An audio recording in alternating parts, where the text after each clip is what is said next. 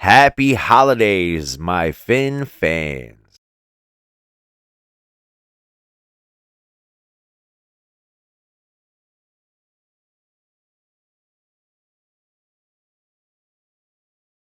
All right, and welcome back to Finn's Football Podcast. I am B Trill, and this is going to be your Week 16 breakdown.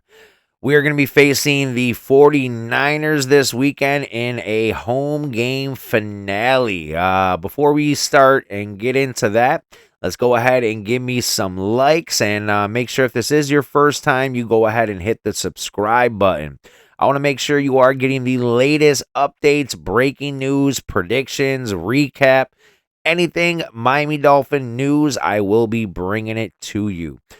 So make sure you do subscribe. I usually come out with a few videos a week. As I build my audience, I will be coming out with more and more videos. Meaning, share, get me out there, let people know I exist. That Finn's Football Podcast is a thing. So we're going to be diving into a lot this episode. I think we're up to episode 30. This might be episode 30. Wow, big 3-0. So as episode these, I do about a 20-minute video on either before the game or after the game. So either some previews, which we have now, some predictions, injury updates, everything like that. Usually after the game, I do the recaps. I'll go over all the stats, things that happen, game notes, hopefully no injuries during the game, but I like to keep everybody updated and well informed. Again, this is my first season doing a podcast, and I always like to stay updated with Miami Dolphin news. So I figure, why not break down all that news and make sure I get it to everyone? So again, share, like, comment. That's one thing we've been lacking is some comments. Go ahead, let me know what I'm doing wrong or what I'm doing right. Let me know what you want me to go more in depth with, whether you want some images or graphics or stats, or you want me to throw some stuff up on screen. I can take a little bit more time in post editing. Of course, I don't have all the time in the world to make these videos and edit the videos, but I did just upgrade my software and my equipment, which now has me getting things done a lot quicker. I used to take about 4 or 5 hours to upload these videos. Now it does it in a matter of minutes. So thank you, technology, of not using a 20-year-old laptop and editing software. So as you know, I do have my new mic, which changes colors. I like the green, so I'm just going to leave it as is. But without further ado, I know I've been talking. Let's go ahead and talk about this weekend's game. So we are going to be hosting for the very final time this season. So week 16, we will be hosting the San Francisco 49ers.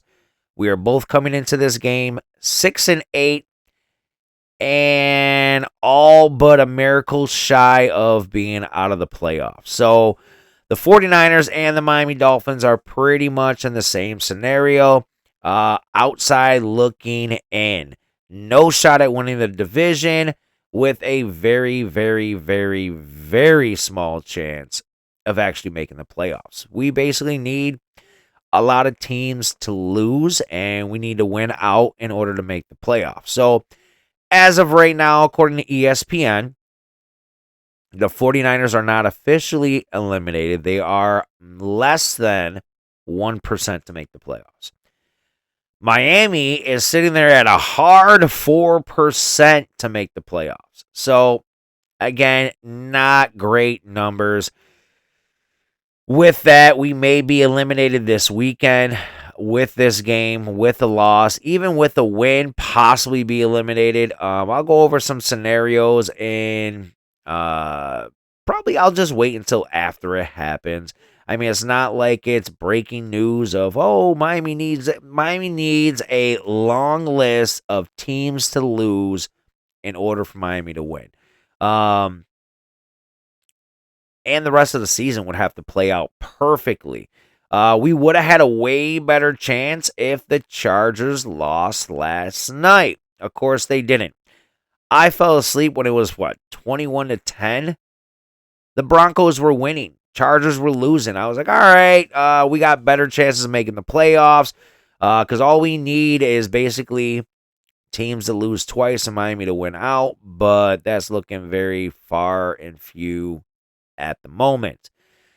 So the Chargers did win on a great comeback last night, and that's pretty much almost the nail in the coffin to put us into the offseason.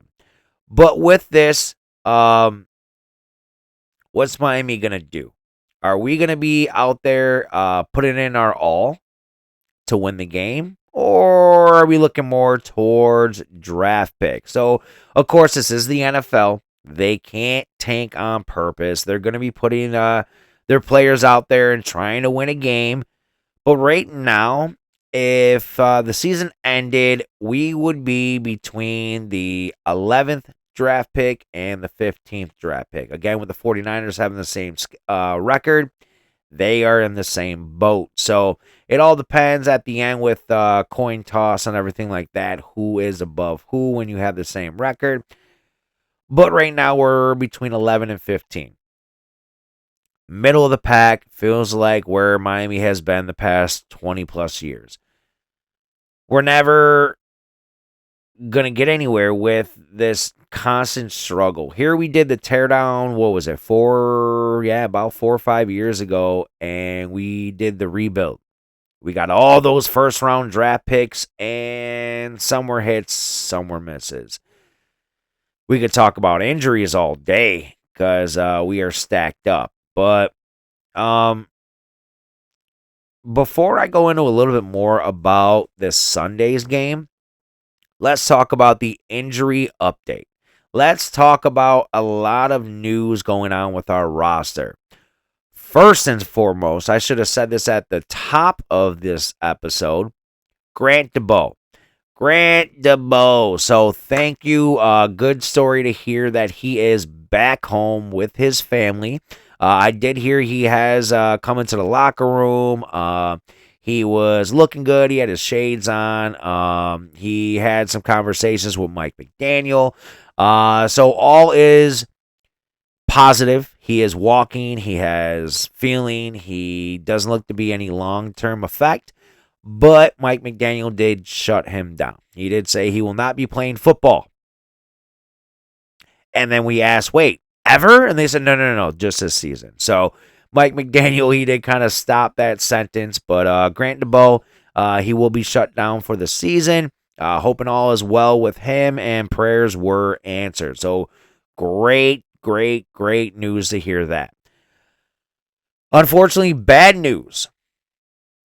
We have 2 healthy wide receivers. 2. So, yes, you can run a 2 wide receiver package the entire game with either 2 tight ends or a fullback and a running back or 2 running backs, but with this offense, we want more than 2 wide receivers. So let's see. Why do we only have 2 healthy wide receivers? Those 2 healthy wide receivers, River Craycraft and Malik Washington. So Malik Washington actually did a phenomenal job. He's been getting better and better each week with either special teams or actually as our 3rd wide receiver. He did lead Miami in yards. He had 52 yards against Houston, which was the most. I think Jonnu came in second with like 49 yards. But I think he had 7 catches, something like that. But he's getting the ball a lot more. He's seeing it a lot more. And with him only being our healthy wide receiver, he's probably going to get the most of the snaps. So with the injuries, the most doubtful and possibly out on Sunday, Jalen Waddle, the Penguin. So we saw he got injured against Houston and did not return. So it's looking like a knee injury. When it first happened, the pain that he was in, how he dragged himself off to the sideline. That was scary. I'm thinking he might be done for the year, and here we go again. But as you know, Jalen Waddle, he has also been very injury prone. I don't know if it's an Alabama thing or what, but he has some ankle injuries when he was in his last year of Alabama. Then when he got drafted, he still had some lingering ankle injuries. I think he played through his whole rookie year with that ankle injury. But now it's his knee. So we saw that he got kind of hung up. Some bodies fell on the back of his legs, and he kind of just his legs just bent backwards, and just it didn't look good. But I am hoping for positives. If he doesn't play this weekend, I just hope he's ready for next season. Again, we're kind of at the tail end where let's not jeopardize someone's career or next season. Also, with a knee injury is Eskridge. So we saw that he went down. It wasn't against Houston. It was the game before. And again, these games are just, Green Bay. I want to say Green Bay. But Eskridge, he's also dealing with a knee injury. He's been doing a lot of kick and punt return coverage for us, or just return, not coverage. But he has been a special teamer. He has got a few balls, but with his injuries, that does hurt his snap time. Tyreek Hill. So he already did come out and say, even though Miami might be done and not make the playoffs, that he will continue the season. Unfortunately, today he did have a flare-up with his wrist in practice. He did not finish practice. So right now he is questionable, maybe even doubtful for Sunday's game. I'm hoping he's good to go, but with these injuries, it's not looking good. Again, we got rid of, we mutually parted ways with Odell Beckham Jr. Our top two wide receivers are looking at injuries. Malik Washington, River Craycraft, those are like our 1-2 at the moment. Of course, Grant DeBow, he is heading to IR with that horrible head injury that he suffered last week, but we need to sign somebody. We need to pick up a couple people or dive into that practice squad. Not sure if we still have, why is it drawing a blank right now? Speedster. Anthony Schwartz. Maybe he might still be on the practice squad. I haven't looked too much of the practice squad lately, but again, we need healthy bodies on the field. Talk about healthy bodies. Teron Armstead has not been a healthy body all year. He is fighting. He is trying to play on Sunday. Of course, he did miss last game. And against the Jets, he only played 5 snaps. That's who Eskridge was injured against, the Jets. But Armstead, he says he's optimistic. He's trying to play, but he missed a whole, pretty much 2 straight games.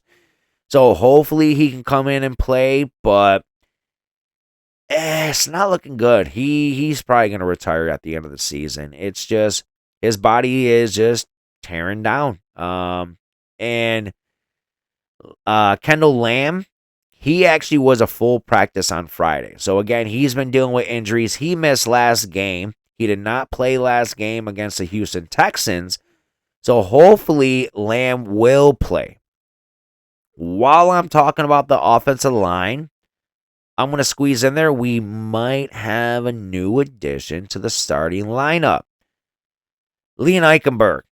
I don't know if everybody noticed, but literally all season long, he has been getting thrown around like a rag doll. I've been bringing it up every episode, how either it's penalties or he's getting the other team to fight him. So I'm not sure if he is talking the talk in the game and getting them wild up, but he's been headbutted and hands to the face and kicked at, and he's not been playing good. He gave up a bunch of pressures and sacks and had 2 penalties last game. He didn't play like a starting offensive lineman. So with that, we might finally see Isaiah win this season. So he has been activated, he has been practicing, and even Liam Eichenberg did say he has great foot speed and he's looking good. So who knows? I hope Isaiah Wynn comes into play and does start. But obviously, Robert Jones has not been playing the best either. So maybe Robert Jones and Liam Eichenberg can battle for the other spot. But I think it is time that Isaiah Wynn comes in. We needed him the past few weeks. He has been very, very, very long overdue. Speaking of long overdue, Cameron Good and Bradley Chubb. Cameron Good was actually full participant in practice today, Friday. Bradley Chubb was limited. I'm hearing that Cameron Good is looking a lot better. He's looking a step ahead of Bradley Chubb, but they need to be activated before Christmas or they will not play the remainder of the season. So I am hoping for both of them to suit up and play on Sunday. Also, who is suiting up? Tua. So I know I didn't jump and say usually the quarterback is the first word out of your mouth. Tua has already been removed from the injury report, but he was on there for something significant because of his injury history. So we all saw that hit. Tua stopped diving headfirst for first downs. Like, do you want your career to end? He dove headfirst and got sandwiched right on the hip. That looked bad. I thought he was going to be out the game. Remember, Tua didn't get drafted first overall and almost didn't get drafted top 5 because of his hip injury. He had a dislocated hip his last year in Alabama that it lingered for so long, and then we heard his hip is healthy, he's good to go. We were worried about that his whole rookie year. Now he's diving head first and taking hits on the hip. So Tua, he is good to go for Sunday, but come on, man. Blake Ferguson. So there's been a lot of whispers about what is going on with Blake Ferguson, and the reason is because our coaching staff came out and said it would be illegal if they disclose it. Again, HIPAA laws show that we cannot disclose medical illnesses. He has an illness, and people are saying it might be his diabetics. Who knows what's going on with Blake Ferguson, but they did shut him down for the year. They did say he will not play the remainder of the year as our long snapper. Also, for the 49ers, let me touch on their injury report. They have 3 big names. Technically 4. Greenlaw's on there, but he returned last week, so he's going to play. He's on there for Achilles and knee. Bosa is questionable. So Nick Bosa is questionable with a hip injury, but already ruled out big man Trent Williams, their left tackle, Pro Bowl, All-Star. He is going to be out, as well as their running back, Isaiah Guerendo. So Guerendo is going to be out, as well as Trent Williams. So that's big blows for the 49ers. That's pretty much it for the injury history, or the injury report update, should I say.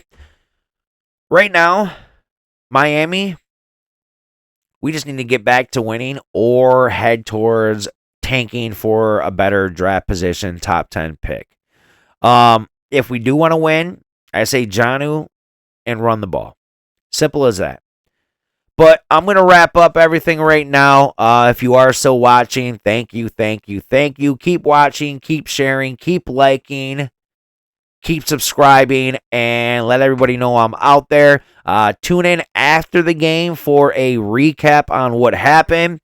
Hopefully a win. Again, I always root for my team. And as always, fins up and have a very, very, very happy holidays. Fins up, family.